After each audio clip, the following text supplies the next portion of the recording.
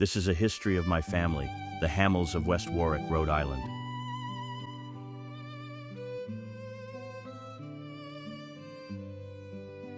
It all started with a box of family photos from the early 1900s. When I was 12, I brought them to California after my parents passed away. For years, that box sat in the back of my closet, collecting dust. Until one day, I mentioned the photos to my aunt, Sister Alice Landry.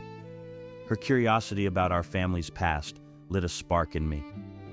Back in 1967, Sister Alice and I visited the National Archives in Paris while I was studying in Europe.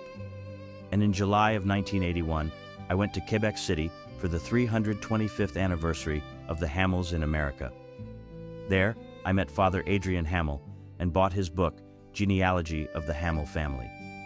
In it, I found a complete trail, from the first Hamel immigrant, Jean Hamel, all the way to my father, Joseph Wilfrid. In 1983, Sister Alice and I returned to Quebec to dig deeper into our family history. We spent hours in the city's archives, then traveled to Petite Vallée on the Gaspé Peninsula, where my mother was born. That research led me here, to this story. Some of the photos you'll see have been enhanced, colorized, and even animated using AI. The Hamel name traces back to Picardy in northern France. Here's a present-day view of Le Hamel, a small commune about 11 miles from Amiens.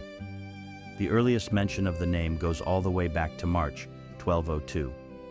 Wauthier I, a knight, was married to Hermine Crèvecoeur of Corbie in Picardy. But there's no direct connection between Wauthier and the Hamels of Quebec. At the Quebec family reunion, I learned that the Hamels even have a coat of arms and a motto, Qui s'y frotte s'y pique. Roughly translated, mess with us, and you get stung.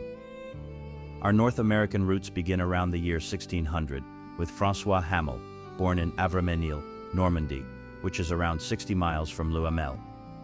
In 1623, François married Catherine Carpentier in the parish of Saint-Aubin. Here's what Avraménil looks like today. Their son Jean was born in 1635. In 1656, Jean and his older brother Charles left France from the port of Dieppe, 10 miles from Avraménil. When Jean arrived in New France, he signed a farm lease with Jean Gloria on Côte Sainte-Geneviève on December 26, 1656. Here's his original signature. A year later, Jean returned to Avraménil, where on May 6, 1658, he married Marie Auvray, also from the same village. Interestingly, his brother Charles married Marie's sister. That same year, Jean and Marie arrived in New France and settled in Sainte-Foy, a small rural settlement about 6 miles from Quebec City. Here's a glimpse of Quebec City as it looked back then. Jean and Marie carved a long ribbon-shaped farm from the forest and grew wheat beside a river. Their son, Jean-François, was born in 1661 in Sainte-Foy. By 1663, Jean had received 2 land grants and was living on Côte Sainte-Geneviève, located just northwest of Upper Town, near the current Saint-Jean-Baptiste neighborhood, on what was then a sloping wooded ridge. He expanded his land holdings between 1663 and 1664, to where Rue Miron in Sainte-Foy is today. After his neighbor Jacques Duhamel passed away in 1665, Jean bought that property too, just west of what is now the Belmont Cemetery.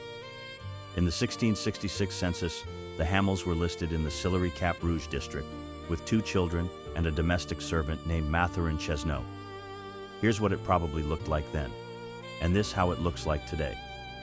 A year later, the census showed them with 3 children, about an acre of land, and 1 farm animal. On February 6, 1668, Jean bought 80 acres from Jacques Maret for 500 livres, or about $12,000 in today's currency. That land was in Côte Saint-Michel, part of the Sillery parish. In 1672, he lost a court ruling related to a carpenter's contract, but appealed to the Sovereign Council the following January. The court ruled in his favor and ordered the carpenter, Jean Poitras, to pay 80 livres, or about $2,400 today. Here's the area around the church in Sainte-Foy. On October 12, 1674, Jean passed away at age 39. He was buried at the Notre Dame Parish Cemetery. Just 4 days later, Marie gave birth to their last child, François. In 1677, Jean Hamel Jr. married Christine Charlotte Gaudry in Rhode, a neighborhood in Quebec City. Their son, Charles Joseph, was born in 1679. That same year, an inventory was taken of Jean Hamel's estate. It listed 35 arable acres, 16 wooded acres, livestock, including horses, oxen, cows, pigs, hens, and harvests of corn, oats, rye, peas, and hay. This image shows what was documented. And in 1690, the British arrived. New rulers, new taxes, hard winters. Many families packed what they could carry and moved north along the river, deeper into the wilderness. Charles Joseph's son, also named Charles Joseph, was born in 1708. His mother, Marie Auvray Hamel, died in 1716 at the age of 80, marking the end of the first generation of Hamels in Quebec. About this time, farms were full. 7, sometimes 10, children crowded each farmhouse. Grandparents stayed by the water. Their offspring went inland to fell timber and found new villages. The Hamel family story continued when Charles Joseph Jr. married Marie-Louise Grenier in 1732 in Sainte Croix. Their son, François de Sales, was born the following New Year's Day. Charles Joseph Sr. passed away in 1755 at age 76. In 1759, François de Sales married Marie-Charlotte Lemay. Their son Antoine was born and baptized in 1762.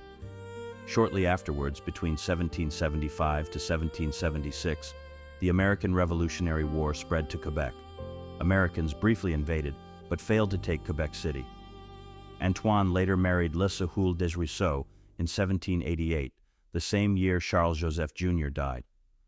By 1790, the average Quebecois accepted British rule not out of loyalty, but because it allowed them to preserve their culture, religion, and way of life. The British, for their part, realized they needed the cooperation of the French population, especially after the American Revolution, and were relatively hands-off. This created a stable, if unequal, colonial relationship that would persist well into the 19th century. 4 years later, in 1794, Antoine's son, Louis Izé, was born. Here's an image of Sainte Croix in the late 1800s. By 1805, Quebec City grew to over 10,000 people, and in 1809 steamship travel began on the St. Lawrence River. Antoine passed away in 1810 at just 48.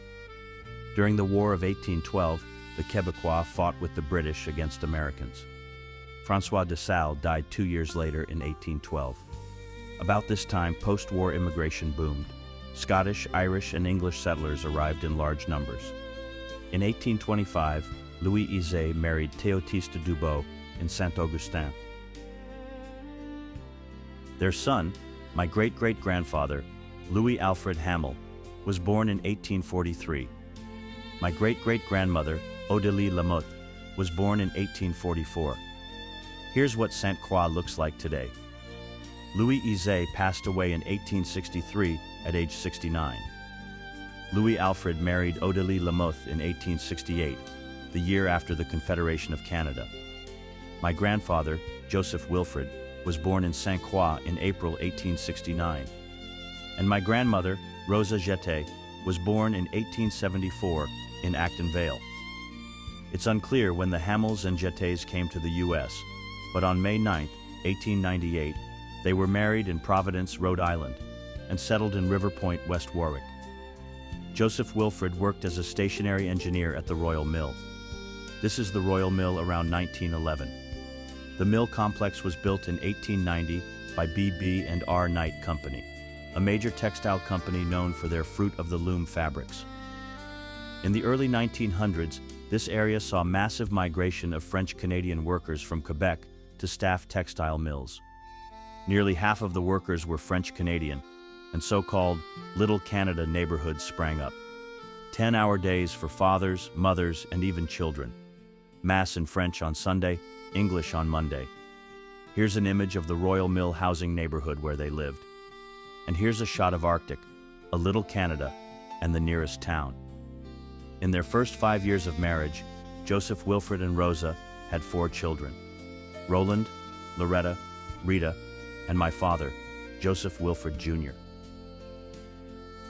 My father, shown here around 1920, was born on March 27, 1904. My mother, Yvonne Landry, was born in the same year, on June 12, 1904, in Petite-Vallée, Quebec.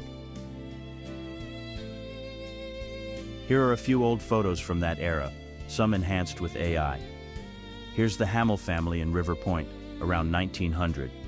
Here's Rosa in her kitchen.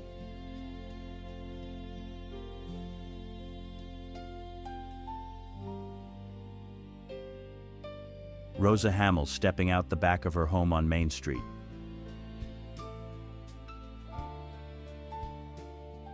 Every home had rocking chairs back then. Here's my great-great-grandfather, Louis Alfred, on the porch of the family beach house. This next photo shows my grandparents in their kitchen, around 1922. My grandparents are seated. My mother, Yvonne, stands in white beside my Aunt Loretta. My father, Joseph Wilfred Jr., found work in Warren, Rhode Island in the early 1920s and met my mother on a path along the railroad tracks that passed behind the Landry family's backyard. After my father's sister, Rita Hamel, gave birth to a daughter, Rita Valliere, on February 13, 1923, she passed away shortly after. 3 years later, my parents adopted her into our family. 13 days after her daughter, Rita, passed away, Rosa died after a brief illness. She was only 49. This is the first time this photo has ever been made public. My parents married in St. John's Church in Warren in 1925. My grandfathers, Luke Landry and Joseph Wilfred Sr., are seated. Between 1926 and 1935, my parents lived on Main Street in Warren, then Providence, and finally West Warwick. They had 4 children: Raymond, George, Maurice, and Teresa, who sadly died shortly after birth.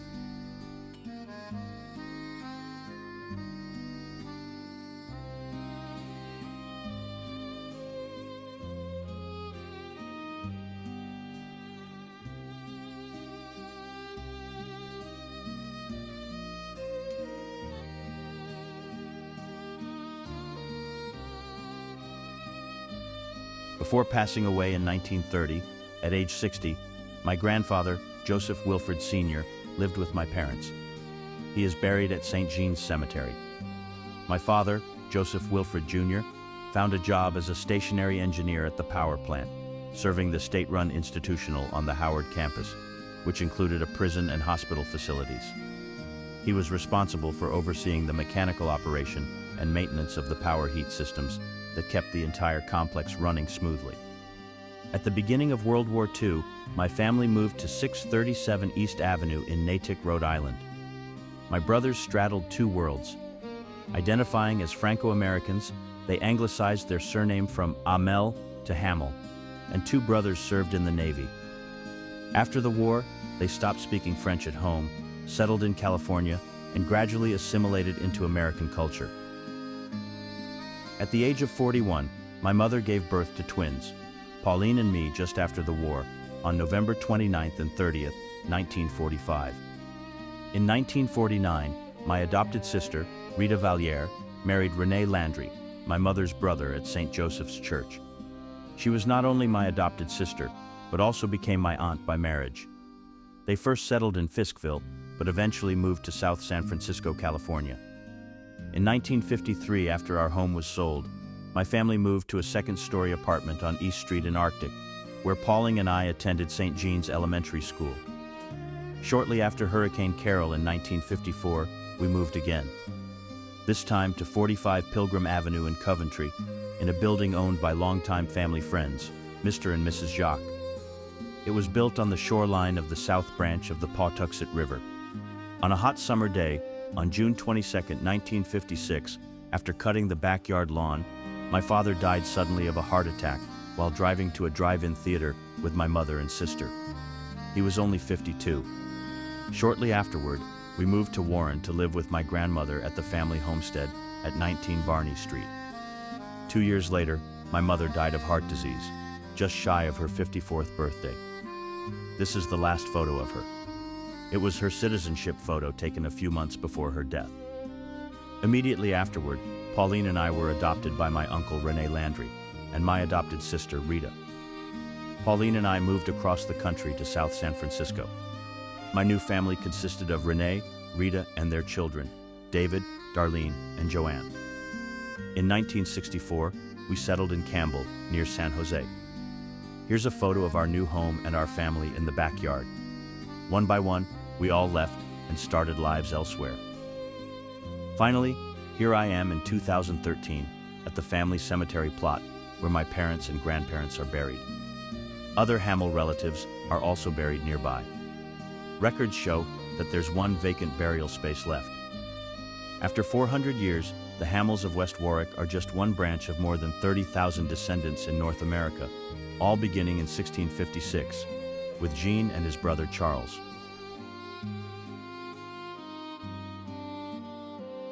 The first Hamel reunion in Rhode Island was in 1911, and the last one was in 1978. This docustory is dedicated to Sister Alice Landry, and a special thanks goes out to all my relatives who have contributed. A book containing these photos can be found in The History of Family Photography and is available on Amazon. Here's the barcode.